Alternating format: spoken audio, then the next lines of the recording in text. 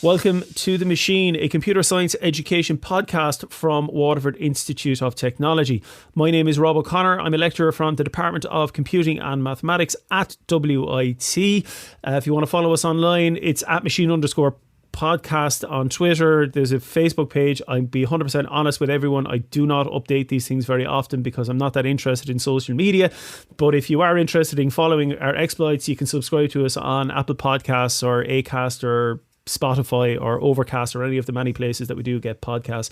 You can leave a nice review as well if you wish. 5 stars only. We don't want any 1-star reviews. You can keep that to yourself.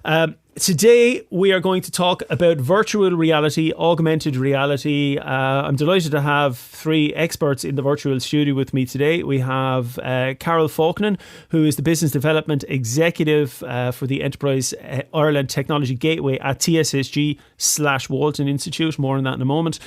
We have Ryan McCloskey, who is a developer specialising in this area, and equally we have Anujah Pathak, who is also a developer specialising in this area. All 3 are with the TSSG/Walton Institute, and depending on what time it is, on what month it is, on what day it is, it might be TSSG or it might be Walton Institute. Basically, if it's before the 24th of March, it's the TSSG. If it's after the 24th of March 2021, it's the Walton Institute. But either way, websites will all be updated to ensure links stay active. Folks, you're very welcome along. Thank you for joining me today online. Thank you, Robert. Thanks very much for having us, Rob. Thank you. No bother. Right, so I'm going to start by asking Carol a fairly basic question, but it's one that might help explain things in my head. Right, let's just imagine we know what virtual reality is because it's been around for so long at this stage. Could you maybe explain the difference between virtual reality and augmented reality? Sure, Rob. So virtual reality is when, people are familiar with the headset, right? So when you put the headset on, you are immersed in a reality which surrounds you. You are in that reality. Whereas augmented reality is using your mobile phone to immerse an asset into your reality. So one is one side and one is the other, if you get what I mean. And then you have extended reality, which is taking, say, for example, that augmented reality. We all were familiar with Pokemon Go.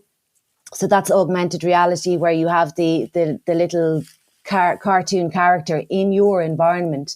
And then you have, as I said, the extended reality, which could be bringing in other types of technology such as artificial intelligence and machine learning to, capture some data around what you're doing with that application. So, Ryan, could you tell me then what's mixed reality?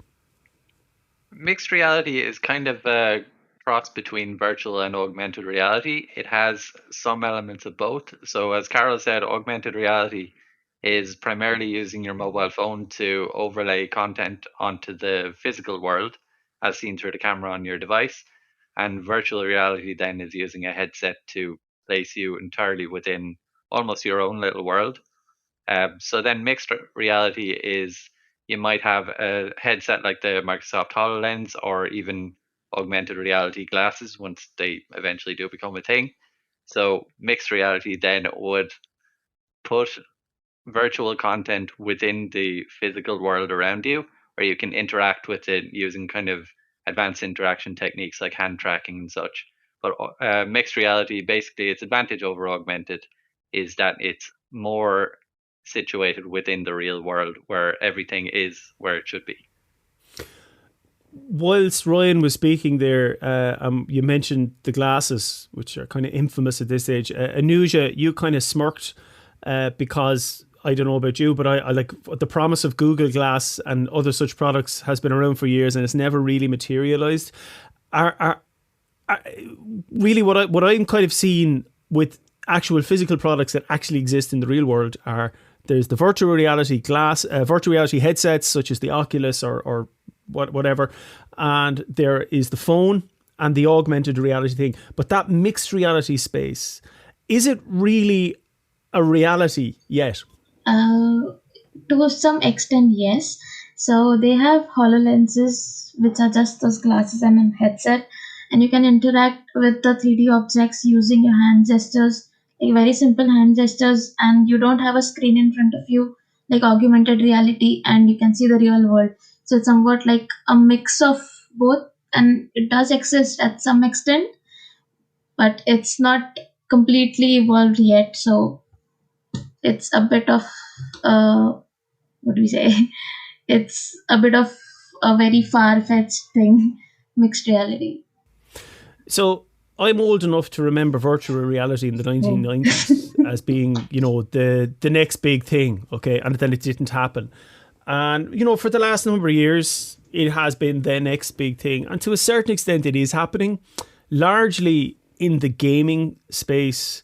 I don't really want to get bogged down too much in that today, but I know it might be inescapable. But I, like millions of other people across the world, recently saw the Microsoft Mesh and HoloLens announcement there from a couple of weeks ago.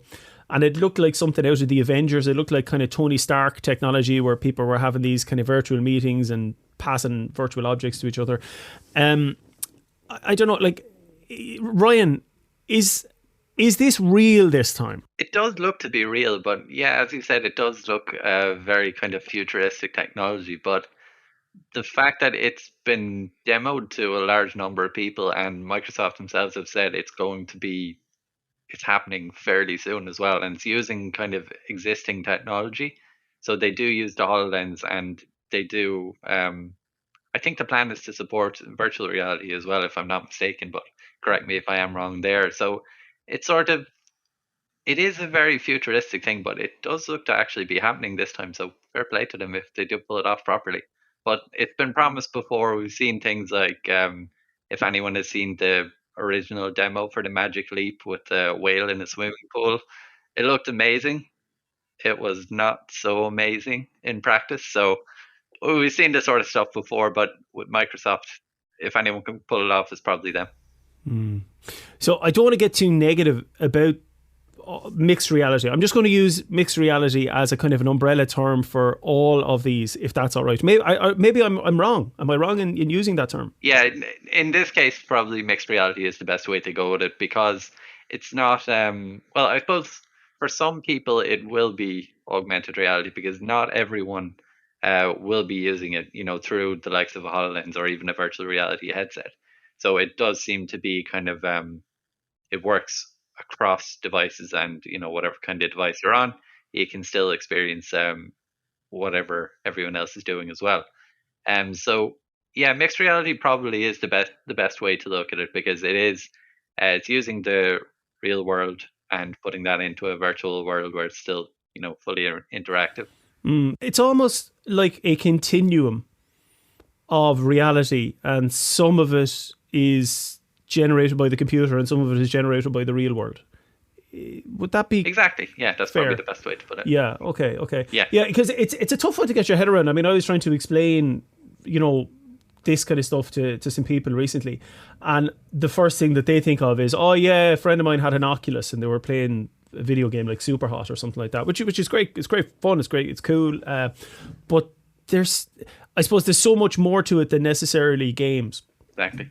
And Anujah, you're nodding your head there. You seem to be very enthusiastic about that. So, like, when it comes to VR and AR, it's not just games. It's way beyond it. It's tourism. It could be educational purposes. It could be sports. It could be fitness, health. It could be. It's like a wide range of things. The wide possibilities that you could achieve with it. It's been expanding like exponentially ever since we have been in lockdowns and COVID stuff has happened. Back in 2000, maybe in 2018, no one thought of having a virtual graduation, but it's a thing now. It's for real. Thousands of people are having virtual graduations with the headsets on. So it's like getting to a very very different level after the COVID situation has happened. So it's just not games. It's way beyond it. And it's the need of it's the need of the hour that we need something like this, and it's pushing the boundaries and making it something that we never thought of. So, Carol, you've heard me be skeptical about, I'm not trying to be cynical, I'm trying to be skeptical. I try to be skeptical about technology because, I don't want to let my imagination run wild. But so we have been hearing about these virtual reality, augmented reality, mixed reality tools and tech for years. Why do you think it's actually coming to fruition now? I think you're right, Rob. So I was looking that up actually, just the history of the technology. And the first thing that came up was a set of glasses in 1838.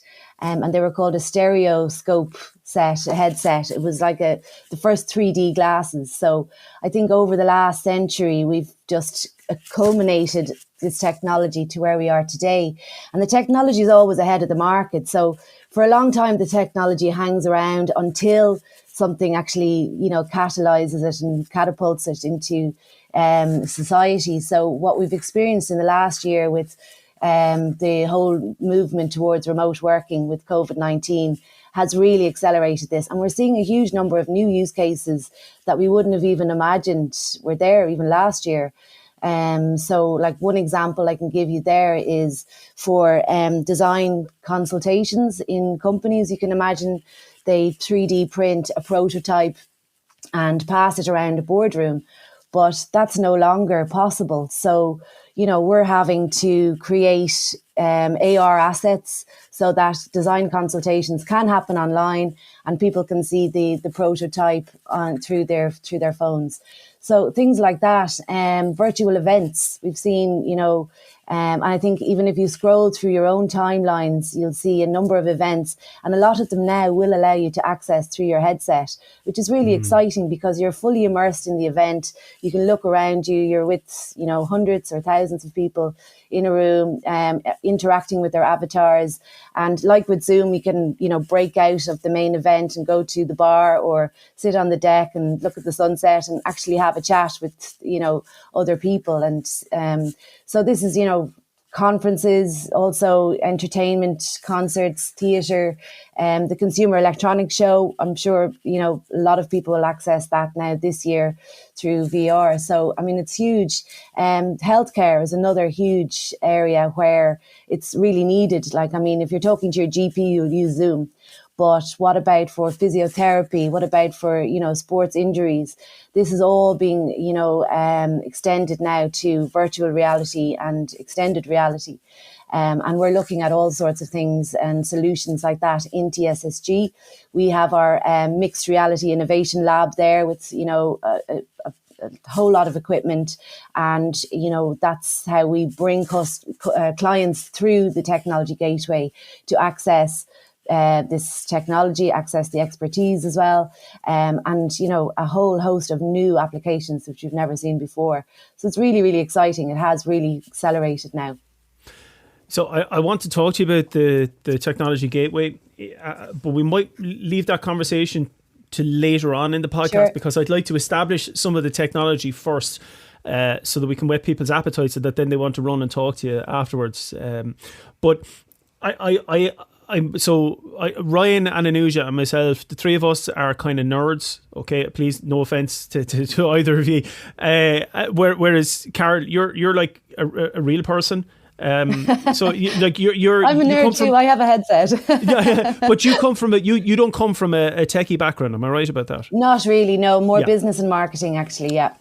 Okay, so this is where I think it's interesting, because I have had many conversations with geeks, and I hold my hand up there as a card-carrying member of that club, where you can get bogged down in the technology and maybe a cool aspect of the technology, but that might not actually have a genuine application in the real world. Sometimes it does, sometimes it doesn't, but we can get lost in the engineering of it, as opposed to maybe the use or the application of it. And the fact that you're a business person, marketing person who's engaging with the headset, and you said you have one, I'm intrigued to know what your personal experience of mixed reality is, and whether you actually find it useful yourself. Yes, I do. I find it very useful. I think particularly around this time, I have a teenage son who is dying to get out into the world. So We took the headset and we use an app called Wander. That's one app that's available. It's based on an old version of Google Maps. So, you know, we can revisit places where we went traveling before. And I think it's, you know, for young people at this time, you know, it does help to combat anxiety and depression and just, you know, I think in the healthcare system, it's also being used for those purposes and for post-traumatic stress. And, you know, there is a real relaxation side to it. Whereas, you know, the human benefit, I don't think has been measured. But in that aspect, I think it is really helpful. And I go and I have friends, I talk to them, I socialize with them. I look forward to going to more events and networking on the business end as well. But certainly on a personal level, it has really helped. I enjoy it. So I did read an article there recently that one of the most popular experiences, I think it's on the Oculus store, I could be wrong about that now, was a trip to Antarctica. And it's this wander around Antarctica. It could be Wander, maybe that's the app, I don't know, but there was loads of people going to Antarctica and just having a wander around and looking at penguins in the snow. I do think that's interesting. I can see the appeal of it, certainly at the moment. Yeah. Yeah. And there's another one where I think it's a training tool for astronauts where you can visit the International Space Station. And that's amazing. So you get the full tour of the space station. You can, you know, you have free reign to wander around and look at all of the tools that they use and everything. But I suppose for beginners, it's not really recommended because it's hard enough to get used to the environment without doing it in zero gravity as well. So keep that for a little bit later on. All right, so before we get into some of the tech of it, Ryan, I was in my cursory research for this podcast. I see that you won a People's Choice Award at the KTI Awards. I don't know exactly what that is, but you won it for the coronavirus experience, which is the Corona VR experience. Could you maybe explain what that is and what it involved? Sure, yeah. So it's the gist of it is it's an educational VR experience, which was kind of created. It was fairly earlier on at the start of the first lockdown last March, April. Seems so long ago at this stage. But the idea behind it was there's kind of a lot of information going around, and there was a lot of confusion, you know, for a lot of people. So it was a way of us distilling the information that was available down into something that's understandable for a lot of people. And our initial focus when we started creating it was to give the information, especially for people who might suffer with autism or anything like that. So the goal behind it was to make everything as clear and concise as possible. So the experience itself is divided into three kind of main scenarios in a VR world. One is just kind of a simple information hub, and we actually integrated the likes of posters and stuff direct from the HSE into the experience, so you can kind of travel around an environment, you can pick them up just as if you're in the real world. So we thought that was kind of a nice way of uh, combining together the real world with the virtual world as a good kind of starting point. And then beyond that, there was two main areas at the beginning of the lockdown which we kind of felt needed to be addressed. And one of them was social distancing. So like it was a new concept for everybody. It was kind of confusing at the start, and the whole 2 meters thing is like how how long is 2 meters, that sort of stuff. And one of the big advantages of VR is because it's a pure virtual representation of the real world or wherever you want. 2 meters in VR is 2 meters in the real world. So it was kind of a good way of giving everyone the chance to get used to the whole thing, because you're in a virtual world and you're not really in any danger to anyone at that point. So what we did for the social distancing scenario was put you in a retail environment. So you're in a queue in a shop, kind of. That was probably one of the first ways that a lot of people had to experience social distancing. So the goal of it is to, when you're traveling around the shop in the queue, keep 2 meters away from the closest person to you. And it's a fairly simple thing, but at the beginning of the lockdown, no one really understood it. It was a new thing for everyone. So we wanted to just make sure that it was just like, here you are, here's what you have to do. You can practice it here. You're completely safe, and it'll, get ready for when you do actually go out. And another one then beyond that was we have a hand washing scenario. So amazingly, a lot of people don't actually know how to wash their hands. So we decided that it would be good if we could get the kind of narrowed down to say 10 steps to correct hand washing. And one of the actual problems we had with this is technology based, in that it's kind of difficult to measure if someone is washing their hands correctly. And at the time, hand tracking in VR was fairly new, so we sort of stayed away from that. And again, with the goal of keeping things as clear and concise for everyone, what we decided to go with was essentially flashcards in VR that would map out steps to wash your hands correctly. And the goal in the scenario is just to get them in the right order, pretty much. But again, it was just kind of a purely educational experience. It was something that a lot of people, everyone really, was kind of struggling with, and we saw it as a good way that we could put something together that, if it helps one person, it was worth it. Yeah, so what I'm hearing there is it's a very simple, and I say that, I don't mean that as an insult, but a simple kind of gamification of the current situation, which I think is fascinating, to be able to turn some tech to that application that, a little more than a year ago was completely unheard of. You know what I mean? Anujah, on the profile for yourself, I see that you work in e-textiles. Now, I haven't a clue what e-textiles are. Could you explain what that is and how that fits in with this conversation about mixed reality that we're having? So e-textiles is basically a garment with sensors on it, and it detects your motion, it detects your temperature, it detects different type of sensations on your skin, and it provides information, the information to the computer, and it could be used in 100 different ways. So that's what e-textile basically is. Like, in layman's term, it's just a cloth with some sensors on it, and it could be used in educational purposes, it could be used for medical synthesis, like getting the blood pressures or oxygen levels or things like that. And it could be used in various what do we call those recreational things, like where you have when you have your headsets on, and you have to feel some sensations on the skin, like you're in a jungle or you are falling from some tree, so the gush of the wind on your skin. So that sort of things that could be implemented with e-textiles and AR and VR. So I was working on one of the things in that.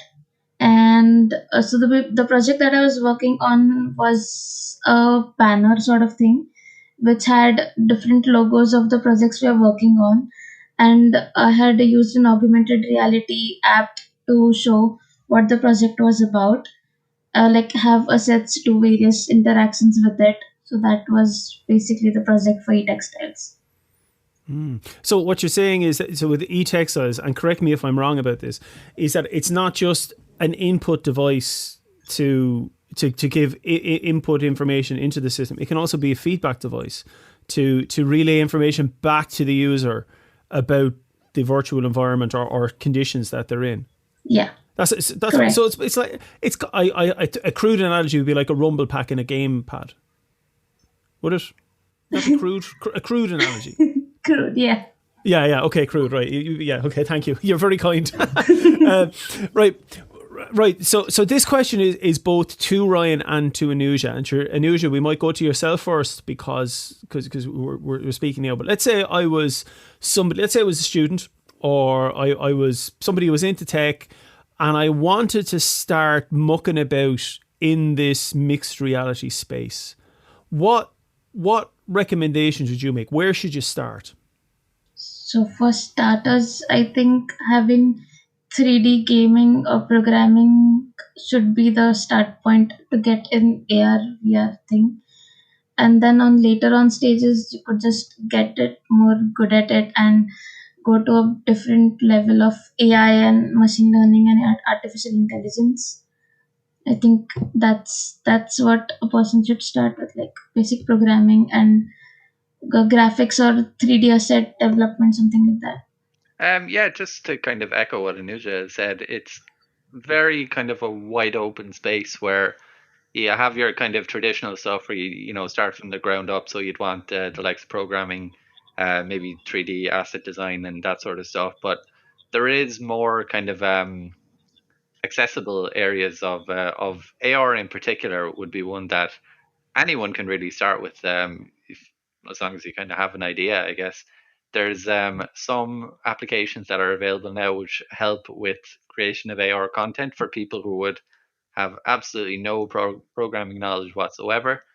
So you have the likes of Adobe Aero, which you can create your own AR scenes. You can just share with whoever you want, and all you need to do is throw in some 3D assets, even some 2D assets. Say you have a nice poster done in Photoshop that might be layered or something like that. You can put that into an AR environment where you can essentially just separate out the image and have it as a nice augmented reality model. So it's kind of AR in particular is one that's very accessible to a lot of people. VR is kind of more specialized, I would say, where in general you're going to need a bit of programming. So it'd be a lot of it is kind of your standard game engine stuff. So it'd be the likes of Unity or Unreal are quite good ones to learn. In particular, Unreal, because that's sort of no real programming knowledge beyond the basic concepts of programming, as you can do it with a visual editor. So that sort of stuff. And again, your 3D modeling, your even just 2D graphic design and stuff are always great to have just for the content side of things. But augmented reality in particular is one it's becoming so much easier just to start with the tools that are available just to get you up and running very, very quickly with very little knowledge needed whatsoever in terms of programming. You can just put in your content, and within a couple of seconds, you can have an AR app up and running, and you can share it with whoever you want. So AR is a very good one to start with, but overall, it's your fairly kind of basic concepts in terms of programming, 3D modeling, and that sort of thing. That would be a great one to start with if you're interested in VR or AR or even mixed reality. Yeah, I've done a bit of VR and AR. I did the AR one. It was the Apple AR kit tutorial introduction to kind of build. It was a really simple thing, kind of making a box turn into a 3D object that I had brought in from Blender, I think it was. I can't remember. It was a couple of years ago when I did it, but it was a very easy kind of test to say, oh, I can see how that can work, and overlay, the camera on the phone was detecting this object and then overlaying a 3D object over that, and then you could move around with it, which I thought was pretty cool. It didn't involve much in terms of anchoring. It did it itself, which I thought that was with AR kit. At least I think it was. It was about 2 years ago when I did that. But something like that. That was just the one that was up on the Apple site. I know there was a Google one as well, but I haven't done that. But it was relatively easy, and I know I did one in Unity, but that was a good few years ago now. When this kind of stuff was getting going, there was a lot of steps involved in that, but I suspect it's much simpler now. It certainly is, yeah. Like ARKit, as you mentioned, for the Apple devices, and AR Core would be the Android equivalent. AR Core, thank you. They're both very good in terms of getting things up and running fairly quickly. So like there's a lot of great beginner stuff in terms of learning how to use either one of them. And the kind of, as you mentioned, then Unity, there is a middle ground for the both of them. Unity itself, it's a game engine for anyone that doesn't know, but it does support both ARKit and AR Core. But the additional benefit it has is that there's kind of overarching API available as well, which is called AR Foundation. And what that does is essentially you do your app once, and that's it. That will run on both Apple devices and iOS device, or they're the same thing, Apple devices and Android devices, without you having to write specific code for each one. So that's simplifying the starting point for augmented reality development, and it makes it much more accessible again for everybody. Carol, So I'd like to go back to you to talk about the technology gateway. So let's say I'm listening to this. I'm not a student. I'm somebody working in a company or an SME, or I'm just somebody who has an idea, thinking, do you know what? I have an idea that might fit into this mixed reality space. How can you help me turn that idea into a reality? Pun, please excuse the pun. I just realised that as I said it, I didn't mean to do that. Yeah, well, that's what we help companies do. We basically help them scope their basic concepts and help them get to an MVP. Sorry, could you explain what that is? Sorry, it's a minimal viable product. Okay. So we would work with companies either, I suppose we work with companies on the startup, the scale up and the multinational stages. So if we're talking about a startup or a scale up here, it would be to scope a new business idea or product rollout. So we would get them to an MVP so that they could either, pitch for investment, outside investment, or qualify to get further Enterprise Ireland funding. So the way that we do that, we ask the company to register with Enterprise Ireland for an innovation voucher. The innovation voucher is worth €5,000 worth of innovation. And that is pretty much free to the company. They pay the VAT, but obviously they get that back at the end of the year. And the only qualifier to get the innovation voucher is that they have to be a limited company. So sole traders can't qualify for the innovation voucher. But if they're a limited company, you qualify for the innovation voucher. There's 3 available. So the first 2 are worth €5,000 and the final one is worth 10,000, which the company must match fund 5. But using that €20,000, if we bundle the 3 vouchers, we can try and get the company as close as possible to an MVP, which they can use to pitch to an investor. Or if they're an Enterprise Ireland client, they can use that to leverage further funding down the road. So we would help the company, along each step of the way, through the funding ladder, through the product development roadmap, whether it's the back end development, front end development. We have various different units within the TSSG, which we would, help to scope out the project and then break it into the tasks, which we would use on the back of each voucher. So it's a very, very good way for a company to scope an idea, which is risk free. And the IP stays with the company on the innovation vouchers as well. So that's really good. Now, if it is a student, there's also scope for a student in WIT to scope out a project with us, and that can go down the road of commercialization as well. So if there are ideas out there, feel free to get in touch. Carol.Faughnan@wit.ie. And we can talk you through the process and, help guide you along the way. And if it is a startup as well, we also have, obviously, over in ARC Labs, there's New Frontiers, and there's ARC Labs Incubator as well. So really we can help in any step, in any stage of the journey and make connections along the way and help you do that. What I think is most interesting about this technology over the last number of years is it moving out of the gaming space. And don't get me wrong, I have nothing against gaming. I like playing games. I don't get to play them very much anymore because I have no time. But I remember virtual reality from back in the 90s. Okay, so let's just forget that. Okay, because that's almost like BC prehistory stuff. But the new generation of virtual reality, which kind of, I will say, largely started with Oculus. I know it's not totally about them, but largely started with them pushing on forward. But even the way that technology has developed over the last number of years, from being things with big cables coming out of the back of a headset, very difficult to move, as in physically move with them. Took a lot of stuff to set up. You needed almost like a huge beast of a machine in order to run these things, whereas now you can buy a headset that's entirely self-contained. It's like a little console in itself, and it sits on your head, and it's amazing. I'm quite blown away by that. And in such a short period of time, we've gone from these things with huge cables to something a bit simpler.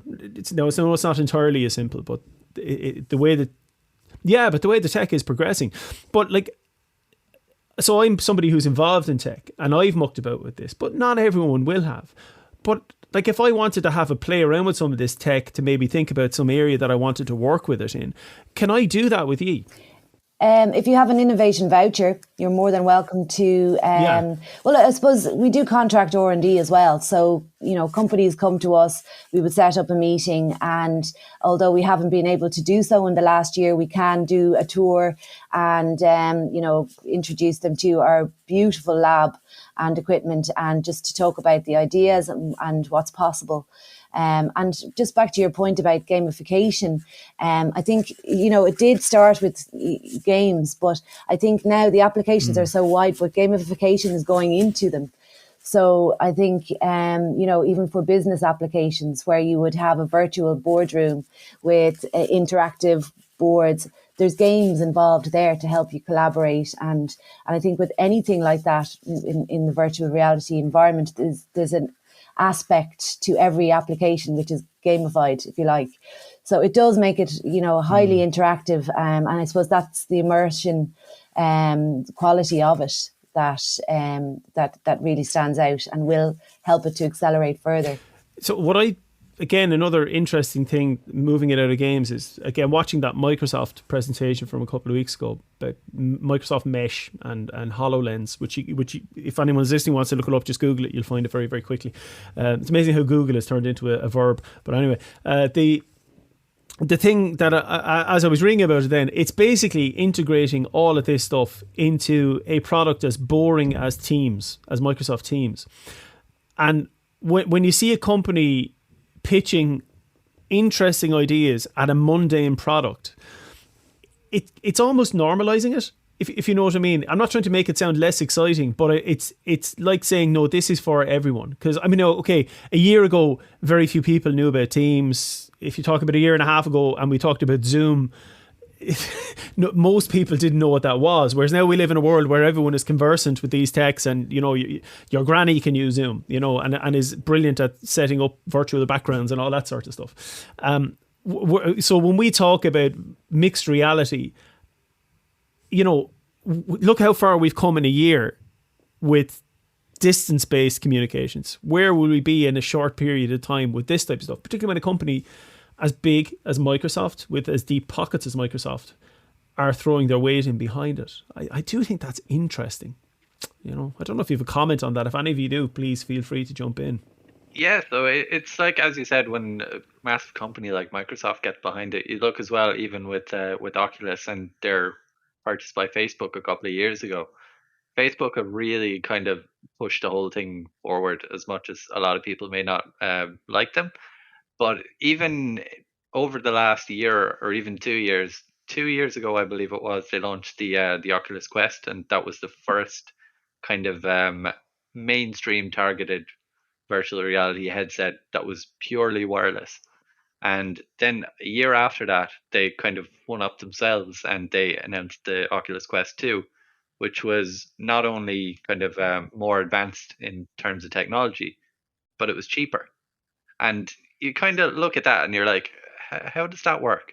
But it is just that it's such a massive company like Facebook. They can kind of afford to do that sort of thing. And when these sort of companies are that invested in new technology, it kind of makes you sit back and think, oh, maybe there is something to this, rather than, it just being another fad like 3D or that sort of thing. It'll just disappear in a couple of years. So it is kind of getting to the point where it is more kind of widely accepted. And as you said yourself a couple of minutes ago, Rob, not to try and make it sound boring, but the kind of goal is to get the technology to a point where just discussing it does become boring, because it's so kind of everyone knows what it is and all that sort of thing. So that is kind of the goal, and it is getting there. So even recently, Facebook announced that the Oculus Quest had sold like I can't remember the exact numbers now, but it was a fairly impressive amount of sales in such a short space of time. And like with the increases in the processing power and the technology of the devices, it's getting so much better so quickly that it does seem like it's only a matter of time before it is more widely accepted and more integrated into, as you said, the boring stuff like Teams. Yeah, well, I suppose when Microsoft are pushing it, it's almost like a license for the most conservative IT manager in the world to say, okay, and again, that's not a value judgment or anything like that. It's normalizing things. I've two more questions for you. The first one is a techie one, and then the second question then is more of a prediction. So the first one is, just because I'm into sound and I'm into audio, a lot of the conversation so far has been geared around visuals, 3D representations. But have ye done much in terms of spatial audio or 3D audio, as it might be called? So that's a question to either Anujah or Ryan, whoever would like to take it. So I haven't worked yet in it, but I've seen people do a lot of stuff in using spatial audios in virtual reality and augmented reality. So I can't remember exactly, but there's a poem by the poem is narrated by a blind man, and you can see the visuals of what he imagines of. It's a very beautiful VR experience. So that sort of thing is completely visual based, audio based, and the audio guides you through the experience. So that sort of things are coming in, and there's a lot of stuff. The 3D mics, the spatial mics and stuff are getting evolved. Like they're coming in picture now. So I think Ryan has something more to add to it. Yeah, I was essentially just going to say something similar to Anujah, but while I haven't myself kind of worked much in the audio area, VR in particular, and mixed reality as well, because the HoloLens does support similar sort of tech, but it has a lot of integration with positional audio. So that's, despite the fact we haven't mentioned it yet, it is a large part of the immersive factor of VR and mixed reality, because one element of placing you within a world is that things have to sound right. So if, for example, you see a cow in front of you in a VR environment, if the moo sounds like it's coming from behind you, that takes you right out of it. So positional audio is a very, very important factor to virtual reality, and there's, within the devices themselves, it does a lot of kind of audio processing to make sure that sounds are coming from where they should be. So it is a very important area in terms of the immersive factor, and it's an area that's been improving over the last couple of years as well, where it's not just say an audio source might be, say, to your right or to your left. More 3D audio is coming into the mix as well, where things can be above you or below you, and it will really pull you into the experience. Now, this is going back a few years, and it was an Oculus 2 thing that was development kit 2. This is going back a good few years. Ryan, it might even have been when you were a student, that long ago. I'm putting years on, I remember doing enjoying an experience. It was a kind of an inside the human body thing in the bloodstream. And the thing that was the real wow factor for me was I heard a sound behind me, and I turned with the headset on. And that was the real thing, because suddenly I turned and my field of vision kept with me. And that was the real wow factor. First off, I heard this thing behind me and I was reacting to it. And as I turned, the world changed. Whereas I was used to, even with a large screen, you always have that stuff in the periphery of your vision. And that was the big wow factor for me with respect to virtual reality. But the sound was part of that. Now, but again, I'm in that kind of space anyway. And I did an orchestra one. That was just, it was like you were in the conductor spot and you have this orchestra blaring in at you. But that was pretty cool as well. Right, so last question. And it's a kind of a prediction. Okay, which I know is very difficult. Okay, and I do appreciate that. I'm not going to hold you to these. Okay, so the idea is I'd like for each of you to maybe predict something that we should be looking out for in the whole mixed reality space in the short to medium term future. Okay, so Carol, you look you look like you're ready to go. Yes, I think so. I think now once we get back, obviously remote is here to stay. So, yeah.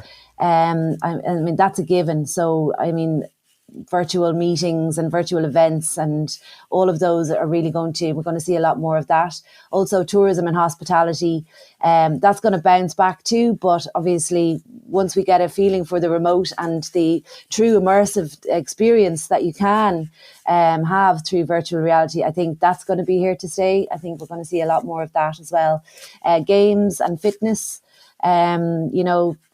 people used to go to the gym every day. Now they know they can do it from home. I think that's here to stay as well. So just based on the new movement of remote working and remote being, I think we're going to see a lot more of what we see here now. Excellent. Anujah? I completely agree with whatever Carol was. She said it. It's here to stay for a very long time now, because the situations have been changed and people prefer staying in their homes and working, or rather than going out in the traffic. I mean, it's just me talking maybe, but it's comfortable working remotely, and it's here to stay for a long time, as we can do a lot of stuff staying at home which we never imagined. For example, the gym, we never thought it was possible at home, or maybe the classes, or visiting some place, or having virtual meetings or ceremonies. So that's one of the things that will possibly stay for a very long time, as it gives a scope to work from anywhere and be anywhere on the globe and still be at your work. So that's it's a good thing that it's going to stay. And Ryan, to yourself? From my own point of view, it's sort of as we get further into the mainstream with the technologies and virtual reality in particular, a lot of people might sort of be put off by the more traditional, I guess, input mechanisms that are in place for virtual reality. Like you have your handheld controllers similar to like a PlayStation or an Xbox and that sort of stuff. That will kind of push it more towards natural interactions where more people will be comfortable with it. So hand tracking is it's a fairly new area for virtual and mixed reality. So I kind of think that's going to become far more of a focus in the future as more people get to grips with the technology. That will be something that would push it further into the mainstream, make it more accessible. And I think even that can be a catalyst to push it into more areas than it's kind of currently accepted in. And education, I think, is one of the biggest areas where virtual reality, mixed reality, augmented reality, they all have so much potential in there. Because even say, for example, a student doing history, there's so much to be added to that in terms of a virtual experience as opposed to reading in a book. Like say you're doing Greek history or whatever it might be, you could see the Pantheon you could see a picture of it in a book. Yeah, it looks nice, but wouldn't it be so much nicer if it could be there? So with especially it's not really too feasible for many people to actually go there, have a look at it, whether that be now or in the future. It brings the experience home, and it gives you a chance to see something you might not ever be able to see. And yeah, okay, it might not be perfect, not quite as good as actually seeing the real thing, but it's a fairly good substitute. So I think it'll be kind of VR will become more prevalent in education in the future, along with the integration of more natural interactions like hand tracking and eye tracking and that sort of thing. Folks, I feel like we could talk for another hour and we'd still only be scratching the surface of this technology. I mean, what I'm hearing from you is it is an exciting technology. I'm excited by it. I think there's buckets of potential. If there's one thing though that I've maybe kind of cemented in my head throughout this conversation is that yes, it augments reality, but it's not a replacement for reality. I'm always mindful of those things. It seems to be something that can add to what is already there, outside of the gaming context, perhaps. It's to add to something that is already there, and also reflects the changing nature of the world, post-pandemic, really, we're kind of thinking about at this stage. If somebody wants to find out more about the work that you do and about the world of mixed reality in general, I see you have a bucket of publications that are up on the TSSG website. If it's after the 24th of March 2021, those will all transfer over to the new Walton Institute website, I assume. I assume they will. So you're all nodding, so yes, that's all sorted.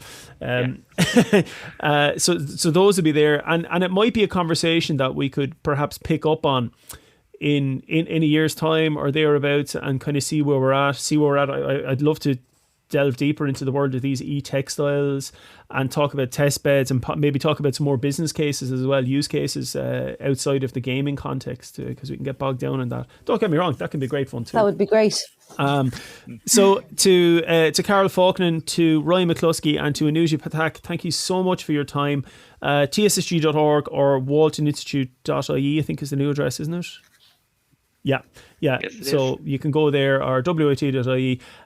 You've been listening to The Machine. Thank you very much. We'll hopefully talk to you again soon. Thank you, Robert. Thanks, Rob. Thank you.